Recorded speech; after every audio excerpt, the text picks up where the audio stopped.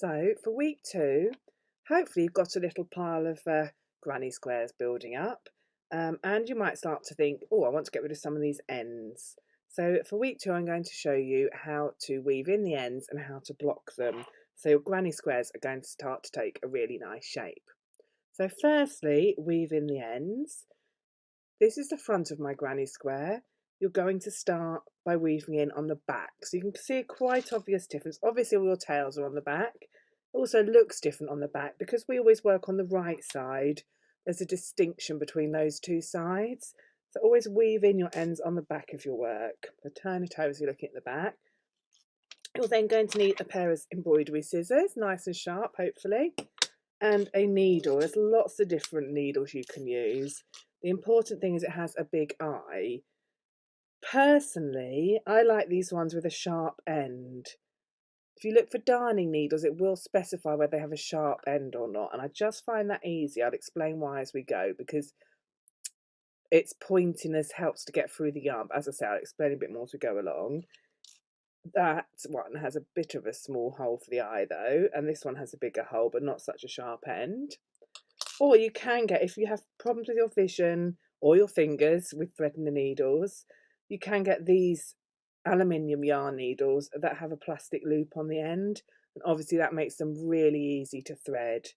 So look for those. I do tend to shop on Amazon, I must admit. Wool Warehouse, any of your local yarn shops, have a look in there. So I'm going to actually use this needle. You can use whichever needle works best. I've got quite a logical mind, so I like to start, or I think I have anyway, as I like to start in the centre and work in the order of the colours. I'm going to start with the very first yarn tail, which is the one we worked over when we're working round 1. I'm going to thread that onto this needle. So a little tip is, if you've got some frayed ends, snip it off, so that's a nice cut end there. And then flatten it with your fingers. You'll soon get the habit, and just push it through the eye of the needle. And I did mention to you as we worked round 1 that when you weave in the ends you can close up any holes. So this one has got a little hole here. It's up to you whether you want that or not. It looks quite pretty, but if you want to close it up, here's how.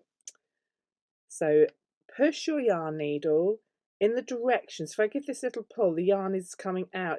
I've crocheted around the yarn, if you remember, so it's coming through in this direction. So I want to continue on in the direction it's going in, and I'm going to push my needle through those stitches. So you can't see it on the front, it's just going through the back of the work. And then I'm just going to pull that needle, and I'll just show you here, if I pull it tight, it closes up that hole. I'm going to push it through a bit further. Now, if you are using a sharp needle, 2 advantages. It helps to get through the stitches if there's any catching. The sharpness will push it through, but also you will feel that you're breaking the yarn, and that's actually a good thing because that helps with the felting. So if you've read the PDF, it's really important when you're weaving in ends, what you're aiming to do is to get all your yarn to felt and mesh together, so all those fibrous ends get caught onto each other like they do with felting. So instead of tying a knot, they're getting really tied up together with the felting process. So I've gone all the way around in one direction, and now I'm going to turn around and go back on myself in a slightly different place, otherwise you just undo it, and try to break through some of those strands of yarn. And if you feel that as you go, on the back here, it starts to feel the texture changes. It starts to feel thicker, a bit mattier. So go round as much as you want, but try to be led by the feeling of it. You want it to change in feeling. On the front, it looks the same, but on the back, it's starting to feel a little bit different. You want to get to a stage where even if you tried, you wouldn't be able to undo it. And that's partly why I wait till I've finished a few granny squares before I weave the ends in, because if you go wrong, you want to still be able to undo them. But ideally, you shouldn't be able to undo it now.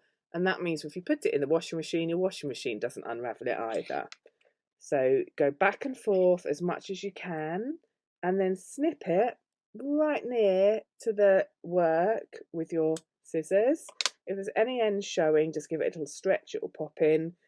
so it's completely invisible.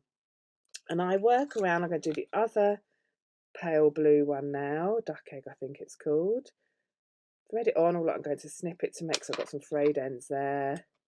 You can see I don't tend to leave myself a very long tail, but if you can leave the length of tail you like. Thread it on. Now I'm at the top of the stitch here, so I'm just going to follow through. I try to weave in on the same colour so that it doesn't show. And can you see I'm breaking through that yarn? Push it through. I'm going to go all in one direction for about an inch or so, working around this circle, maybe a tiny bit more. I'm running out of yarn actually, so I'm going to turn back on myself. Really push it through so you can feel like it's breaking that yarn there.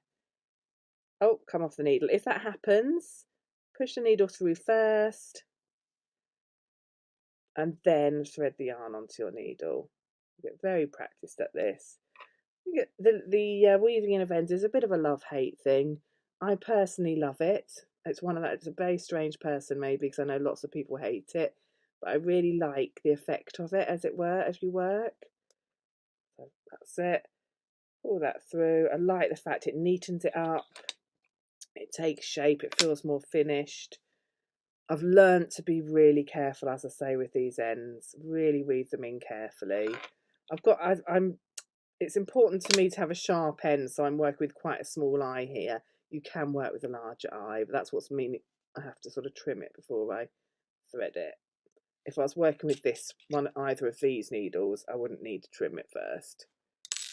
And then I've done the red one, first red on round 2.